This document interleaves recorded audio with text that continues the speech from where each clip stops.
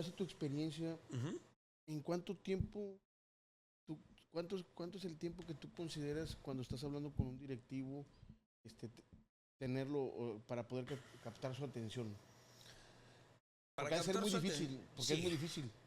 A ver, más que para captar su atención, yo creo que para captar su respeto, 4 minutos, 5 minutos, a lo más. O sea, tú tienes una preparación previa para que en esos 4 o 5 minutos poder captar el respeto del presidente y te pueda ya escuchar más tiempo o... Pues mira, aunque las reuniones te las dan generalmente por 30 minutos, máximo una hora, ¿no? Sí. Generalmente son reuniones de ese tipo. Yo creo que si en los primeros 3, 4 o máximo 5 minutos no logré ganarme, o un individuo no logra ganarse el respeto del otro, o sea, el decir, mira, trae algo diferente, tiene valor, tiene experiencia, tiene lo que quieras transmitir, si no lo logras en esos primeros minutos, te va a dar la media hora que está pactada, ¿no? Pero va a perder su atención, va a estar en otras cosas. Entonces creo que es clave cuando empezamos, no empezar a hablar de, oye, lo que nosotros hacemos es esto, lo que no, sino empezar a hablar ya de, ok, ¿cómo te puedo yo ayudar a ti? A que tu negocio, tu división, tu arsa, dependiendo del contexto, lo hagamos. Entonces ya cuando estás hablando al mismo nivel, ¿no? Obviamente con respeto y todo, a un nivel de entendimiento, de conocimiento, pues eso ayuda mucho a la plática porque le das la confianza y nos pasa mucho, bueno, a mí me pasa mucho, que a veces esa persona empieza incluso a abrir temas o información que podría considerarse incluso confidencial, pero le diste esa confianza, le diste ese respeto de que no estás aquí para sacar eso. Entonces, eso es algo para mí importante. Y el otro tema también es, si la reunión está pactada a 30 minutos y nos extendemos, sobre todo por preguntas, temas o que esa persona quiera entrar a detalle, también es muy, muy buena señal en ese aspecto. Vale. Oye, ¿cómo le haces, David?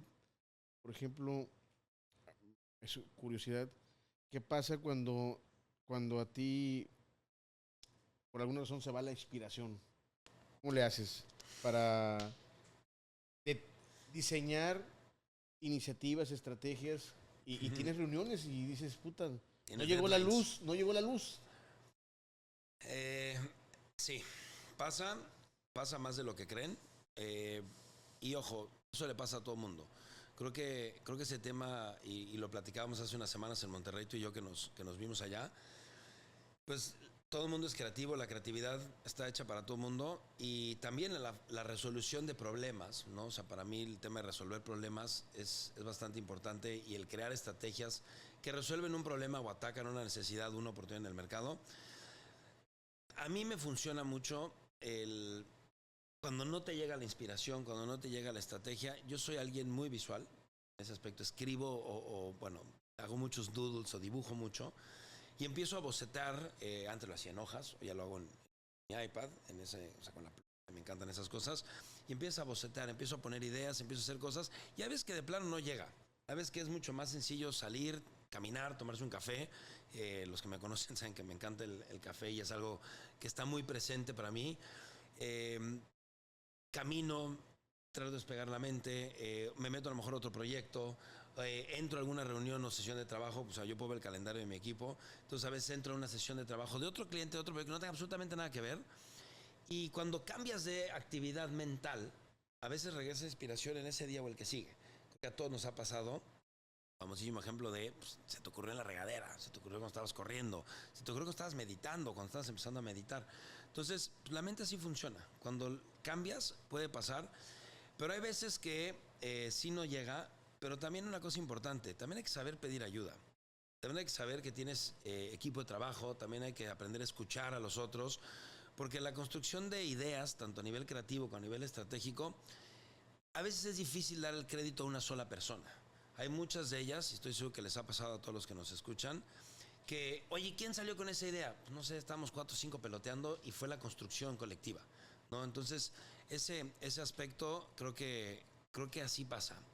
Yo sí tengo un ritual a veces, que en una sesión con mi mentor, que se llama Seth Siegel, vive en Seattle, y él me decía, oye, es que tú dices, eres muy productivo en los aviones. Le dije, estoy mucho tiempo en aviones, estoy mucho tiempo viajando.